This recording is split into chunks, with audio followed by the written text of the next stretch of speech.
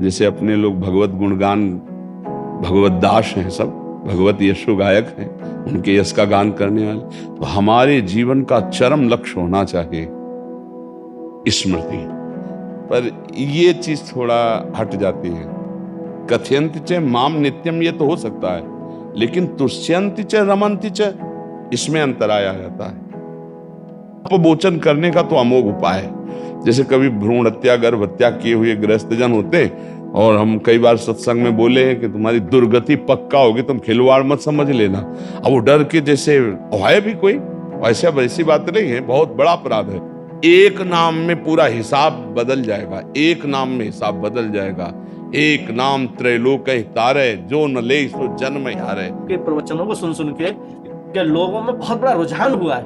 लोगों ने मीट, मांस, मदिरा इत्यादि का त्याग किया है जी। और वो बहुत ही अच्छा है।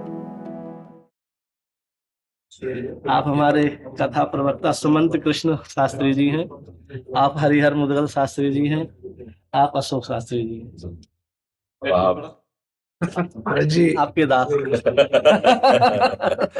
रमन रेती वाले महाराज जी के कृपा पात्र और काशनी नागेंद्र दत्त गौड़ जी महाराज वृंदावन में मोती झील में ही विराजते हैं, और सनातन संस्कृति के लिए बहुत बड़ी आपने मुहिम पूरे देश में सभी सनातनियों को जागरूक कर रहे हैं और धर्म के मार्ग पर प्रशस्त कर। जीवन का परम लाभ यही है, परम लाभ यही है कि हमारे द्वारा किसी का भी मंगल हो, किसी का हित हो, और इसका फल ये हो कि हम अखंड भगवत स्मृति को प्राप्त हों।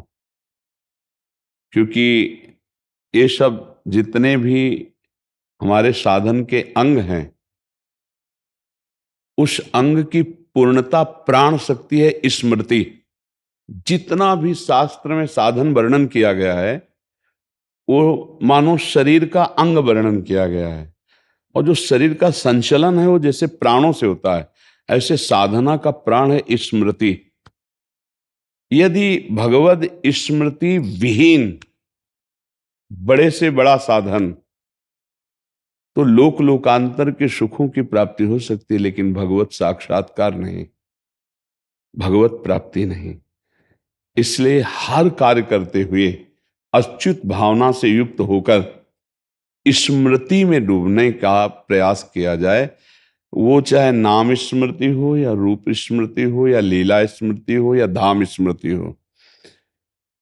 अगर भगवद स्मृति का निरंतर तार नहीं चल पा रहा, तो अभी हमारे जीवन में अधूरापन है। हमारे जीवन की पूर्णता भगवद स्मृति ही होगी। कोई भी हो, कहीं भी हो, कैसे भी हो, स्मृति परायण भगवत प्राप्ति का ही परम हेतु है। अनन्य चेता सततम यो माम स्मृति नित्य सहा तस्याहम सुलभा पार्थ। अगर ये अनन्य चिंतन नहीं है, तो गोस्वामी जी कह रहे, सो सब धर्म करम जरी जाऊ, जहाँ न राम पद पंकज भाऊ। जोग कुजोग ज्ञान अज्ञानू, जहाँ नहीं राम प्रेम परधानु। सब साधन कर यह फल सुंदर, प्रभु पद पंकज प्रीति निरंतर। यस्य स्मरण मात्रेण जन्म संसार बंधनात् विमुच्यते नमस्तस्मै विष्णवे प्रभु विष्णवे। स्मृति, मधुर मधुर स्मृति, अंदर ही अंदर भगवद स्मृति का तार अव्यावृत भजनात् अखंड स्मृति। फिर जितने भी धर्म कर्म हैं, ये सब भगवत स्वरूप हो जाते हैं। हमारी स्मृति विषयाकार, हमारी स्मृति जगदाकार, हमारी स्मृति देहाभिमान से युक्त, देह संबंधों के सुखों में, भोगों में कोई खास बात नहीं हुई जीवन में। बस ये बात देखो, भगवान की कृपा से अपने लोगों का मिलन होता है। जब द्रवि दीन दयालु राघो तो साधु संगति पाइए। साधुता का तात्पर्य होता है लक्षणों से वेश्य नहीं। जैसे अपने लोग भगवत गुणगान, भगवत दास हैं, सब भगवत यशो गायक हैं, उनके यश का गान करने वाले। तो हमारे जीवन का चरम लक्ष्य होना चाहिए स्मृति, भगवत स्मृति में डूबे हुए, भगवत गुणगान, भगवत भाव से किसी की भी सेवा। और भगवान मुझे निमित्त बनाकर केवल कर रहे हैं, करना उनका है। एक मैं निमित्त मात्र हूं, कहीं भी अहम ना होना, यही हमारे जीवन की परम आध्यात्मिक संपत्ति है। अगर स्मृति विहीन मिनट गया वो बड़ी हानिकारक है। का हनुमंत विपति प्रभु सोई, जब तो सुमिरन भजन न होई। स्मृति के साथ सेवा, सुमिरन स्मृति और भज धातु सेवायाम भजन, मतलब आपकी सेवा स्मृति के सहित, मतलब मामनुस्मर युद्ध च, मामलेश्वर युद्ध च, मेरी स्मृति स्मरण और अपने कर्तव्य का पालन। बस ये सार बात समझ में आई है। जो जहां है भूरिदा जना, जैसे भगवत चर्चा, भगवत नाम, भगवत स्मृति, ये सबसे बड़ा दानी जो स्वयं स्मरण करे और दूसरे को स्मरण कराए। पर वो तभी हो सकता है जब कथयन्ति च माम नित्यम और तुष्यन्ति च रमन्ति च। इसको बहुत आंतरिक भाव से समझना है। कथयन्ति च माम नित्यम, लेकिन तुष्यन्ति च रमन्ति च, उसी में तुष्यन्ति, जो बोधयंता परस्परम कथयन्ति च माम नित्यम, मच्चित्ता मदगत प्राणा बोधयंता परस्परम, तो कथयन्ति च माम नित्यम, मेरा ही कथन हो, और उसी में तुष्यन्ति च रमन्ति च। पर ये चीज थोड़ा हट जाती है। कथयन्ति च माम नित्यम ये तो हो सकता है, लेकिन तुष्यन्ति च रमन्ति च, इसमें अंतराय आ जाता है। धन भोग वासनात्मक क्रियाएं, अब कथयंचित माम नित्यम का रस नहीं मिल पाएगा। चौथी भगत मम गुणगन करे कपट तज, कथयंति च माम नित्यम तुष्यंति च रमन्ति च, तुष्यंति च रमन्ति च। ये हमें ध्यान, और यही है स्मृति। जब उनकी रूप स्मृति में, उनकी लीला स्मृति में, ये परमहंस संहिता श्रीमद् भागवत ना इतनी समर्थ है कि और किसी साधन की जरूरत नहीं। इसके 7 दिन में स्पष्ट प्रेत भगवत पार्षद बन के विमान में जा रहा है, ले जा रहा है। बस देख लो। प्रश्न हुआ गोकर्ण जी का कि कथा तो सबने सुनी, फल में भेद क्यों, एक विमान क्यों, सबके लिए क्यों ले आया? क्योंकि तुष्यन्ति च रमन्ति च नहीं थे ये। हाँ मनन नहीं था, तुष्यंत च रमंत च ना होने के कारण, और इसने भूख प्यास सबका त्याग करके ये इसी में तुष्यंत च रमंत च, इसलिए विमान इसके लिए आया है। अगली बार फिर तैयारी करो तो विमान हम सबके लिए लाएंगे। और तैयारी की गई और विमान आया सबके लिए, और सब गए भगवत स्वरूप। श्रीमद् भागवत कलयुग में क्या मतलब हर युग के लिए, क्योंकि भगवान की पावन चर्चा ना परम वरदान है। बस इसका सही ढंग से प्रयोग किया, जैसे औषधि है ना, उसको अनुपान के सहित प्रयोग किया है तो रोग में बहुत जल्दी लाभ प्रदान करती है। जैसे हमारा उद्देश्य भगवत प्रीति प्राप्त करना हो, और सुनने वाले का उद्देश्य भी भगवत प्रीति प्राप्त करना हो, फिर जो चर्चा होगी बड़ा रंग आएगा, बहुत रंग आएगा। नहीं, और जब हमारा पाप मोचन केवल होता है तो उसमें रमंत की बुद्धि नहीं होती है। वो केवल प्रवक्ता बोले और 7 दिन में दक्षिणा दे देंगे, पाप मोचन तो हो जाएगा, लेकिन वो भगवत पार्षद रूप नहीं हो। पाप मोचन करने का तो अमोघ उपाय है। जैसे कभी भ्रूण हत्या गर्भ हत्या किए हुए गृहस्थ जन होते, और हम कई बार सत्संग में बोले हैं कि तुम्हारी दुर्गति पक्का होगी, तुम खिलवाड़ मत समझ लेना। अब वो डर के, जैसे है भी कोई वैसी बात नहीं है, बहुत बड़ा अपराध है, तो जैसे पूछते हैं तो उनसे कहते हैं कि एक ही उपाय है, 7 दिन संस्कृत से श्रीमद् भागवत अपने कान में सुनो, वो जादू करेगा तो कि तुम्हारे ऐसे महत पापों का नाश कर देगा। खुली बात है, दूसरा कोई उपाय नहीं। ऐसा विद्वत जो पूर्ण रूप से उच्चारण पवित्र करके और आपको पूरा मूल सुनावे, तो फिर निश्चित बड़े से बड़े महत् पाप का नाश करने के लिए श्रीमद्, और वही आप सब कर रहे हैं। श्रीमद् भागवत का दान करे भूरिदा जतव कथाव्रतम तत्व जी वाला, जो आनंद वर्धन करने वाला, भूले हुए विषयों में जीव कम से कम राम कृष्ण हरि की जो चर्चा सुन ले तो इससे मंगल हो जाए। बहुत भगवान की चर्चा में बड़ी सामर्थ्य है। बड़े बड़े साधन करने वाले जो प्राप्त नहीं कर पाए, केवल भगवान की चर्चा सुनने वालों को भगवत प्राप्ति हो गई। मथुरा के पड़ोस की बात कह रहे हैं, मथुरा के ब्राह्मण बड़ी बड़ी यज्ञ करने वाले थे और भगवान को भगवान नहीं मान पाए, और उनकी पत्नियां केवल चर्चा सुनती थी। वृंदावन की मालिनी पुष्प ले जाए, साक्षात भगवान की सेवा और साक्षात्कार दोनों कर लिए, और वो यज्ञ करते रह गए, धुआं घुटता रहा, लेकिन श्याम सुंदर की झांकी नहीं पाए। ये भगवान की चर्चा में एक विशेष महत्व है।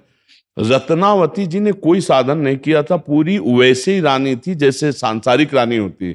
उनकी दासी चरणों में बैठे बैठे हा गोविंद हा कुंज बिहारी, भाई ये कौन है भाई गोविंद कुंज बिहारी, वो ये भी नहीं जानती थे भगवान का नाम है। तो उनका रहने दो महारानी, अगर ये चर्चा सुनोगी तो ऐसा रोग है कि आपके चढ़ जाएगा, जीना मुश्किल हो। उनका नहीं, तू दासी मेरी और किसी और पुरुष का नाम ले रही, तो मुझे परिचय तो बता कौन है। तो बोले वृंदावन के ठाकुर जी का नाम है। और जो चर्चाएं शुरू हुई तो सिराने बैठाने लगी। फिर गुरु तो गुरु ही रह गए, चेला शक्कर हो गया जैसे नहीं कहते। तो ऐसे रत्नावती भक्त भूप हो गई, मूड मुड़वा के, और ललकार दिया पूरे राज्य और अपने पति को भी कि अब तेरा अन्न नहीं खाऊंगी, तेरी होके नहीं रहूंगी। संतों की शेर छोड़ा गया, क्या क्या भक्त भूप हो गए। कोई और साधन नहीं, केवल भगवत चर्चा सुनने मात्र, भगवत चर्चा श्रवण मात्र से भगवत प्राप्ति। क्योंकि जब हम श्रवण करते हैं तो उसका जब मनन होता है तो एक एक हृदय के सब एक एक वृत्तियां पवित्र हो जाती है और भगवान का मधुर मधुर चिंतन होने लगे। चिंतन से ही भगवत प्राप्ति होती है। भगवत श्रवण कथा का मतलब है कि जब हम श्रवण किया तो उसका मनन होने लगा, चिंतन होने लगा। अब भगवत प्राप्ति दुर्लभ नहीं, भगवान के चिंतन से ही भगवत प्राप्ति होती है। भगवान कहते हैं अभ्यास योग युक्तेन चेतसा नान्यगामिना, ऐसा अभ्यास कर लिया जाए हमारा चित्त और कहीं जाए ना। मधुर मधुर उनके रूप का चिंतन, लीला का चिंतन, गुण का चिंतन। तो आप सब महाभागवत जन हैं, भगवत कृपा पात्र जन हैं। नाम की तरफ ज्यादा लोगों को घसीटिए कि भगवत चर्चा सुने, और दिन में 24 घंटे में अगर 10 ही मिनट नाम जप कर लें तो काम हो। 10 मिनट एक नाम रजिस्टर में भारी पड़ेगा। हम कहते हैं एक बार बोला राधा जिंदगी में, अब जब रजिस्टर उनका नापा जाएगा ना, एक नाम में पूरा हिसाब बदल जाएगा, एक नाम में हिसाब बदल जाएगा। एक नाम त्रैलोक तारे, जो न ले सो जन्म हारे। एक बार रामकृष्ण हरि बोल दिया तो हमारा विश्वास है यमराज के रजिस्टर में उसका हिसाब ऊंचा होगा। बोले जिंदगी भर पाप किया, एक बार राम बोला है, अब देव हिसाब एक बार राम का। तो महावैष्णवाचार्य हैं 12 वैष्णवों में धर्मराज, वो जानते महिमा, इसलिए समस्त पापों का मोचन और उसकी आध्यात्मिक उन्नति निश्चित है एक बार नाम लेने का। इसीलिए कहा भाव को भाव न खालसहु नाम जपत मंगल दिस। तो सबको नाम जपने की प्रेरणा और भगवत स्मृति में खुद डूबो, दूसरों को भी चकाचक। हाँ, ये आप लोगों का जन्म ही इसीलिए हुआ है। भगवान ने आप लोगों को अपनी विभूतियों के रूप में इसीलिए भेजा है।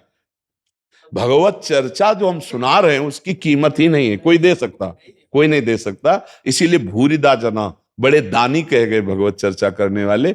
बस आप तुष्यंत च रमंत च पे ध्यान देते हुए और सबको नाम और रूप लीला धाम की महिमा सुनाइए, जगत मंगल कीजिए। आप स्वयं भगवान में डूबिए और दूसरों को भी डुबाइए भगवान के नाम रूप रस में। महाराज जी, हम तो बस ब्रजवासी हैं, तो आप महापुरुष संतों से यही ऊर्जा लेकर के फिर सब जगह वितरित कर। हम आपसे ऊर्जा लेते हैं। ब्रजवासियों के टूक ही हमारी ऊर्जा है। ब्रजवासियों की चरण रज ही हमारी बैटरी चार्ज करते हैं। ब्रजवासियों की कृपा जो कहते हैं ना हमारो बाबा, यही बात से हम हैं। जी, हम है कि हमारे बाबा हैं और दर्शन करके आएंगे, पतो चली स्वास्थ्य गड़बड़ हो तो फिर मैंने कि कन्हैया ते राधा रानी से कृपा करेंगे। ऐसे आशीर्वाद बाबा हमें हजारों वर्ष तक देवे और ऐसी कांति, क्योंकि महाराज जी युवाओं में और मैं तो बाहर सब जगह जाता हूँ, सब में इतनी बड़ी एक क्रांति आई है सनातन और आपके प्रवचनों को सुन के कि लोगों में बहुत बड़ा रुझान हुआ है। लोगों ने मीट मांस मदिरा इत्यादि का त्याग किया है जी, और वो बहुत ही अच्छा है। तो हमने कहा कि ऐसे महापुरुष हमारे ब्रज में है और ये राधा रानी ने बुलाया है, जी, उन्हीं की नहीं तो कृपा से। देवरा बाबा पल्ली पार बैठे थे। जी जी तो यहाँ चमत्कार नहीं है, यहाँ जो भजन साधना करेगा भैया वृंदावन वास मिलेगा। जी जी तो बाबा यहाँ ऊर्जा और सबको शक्ति प्रदान कर रहे हैं और हम लोग महाराज जी ब्रजवासी आपके आभारी हैं जो आप ब्रज में और वृंदावन में। नहीं, इसमें उल्टा है कि हम ब्रजवासियों के आभारी हैं कि उन्होंने टुकड़ा दे दे करके हमको ऐसा बना दिया, टुकड़ा दिया और चरण रज, दो चीजों से हमारा पावर है। ये रज यो ब्रह्म रुद्र शुक नारद भीष्म मुख्य रालक्षितो न सहसा पुरुषस्य तस्य सद्यो वशीकरण चूर्ण मनंत शक्तिम तम राधिका चरण रेणु मनुष्य मरामी। ये चरण रज और भूख लगेगो मांग खाऊंगो गिनो न सांझ सवेरो ब्रजवासिन के जूठ टूक और घर घर छाछ महेरो, उसी का चमत्कार है। ये जो राधा नाम प्रकट है ना, ये इसी रज रानी का प्रसाद हो, आपकी जूठन, आप ब्रजवासियों की, और यही राधा नाम की धूम है। सुबह जब हम आते हैं ना, 30,000 40,000 50,000 लोग खड़े होते हैं वहां कृष्णा शरणम से लेके यहां तक, और राधा राधा तो अब कभी कभी जो है ना आनंद अश्रु आने लगते हैं, जब नौजवान जो होते ना ऐसे 50-50 पंक्ति में खड़े राधा राधा जैसे बोले, वैसे अपनी उनकी अलग स्टाइल होती है, नौजवानों की राधा बोलने की स्टाइल अलग होती है।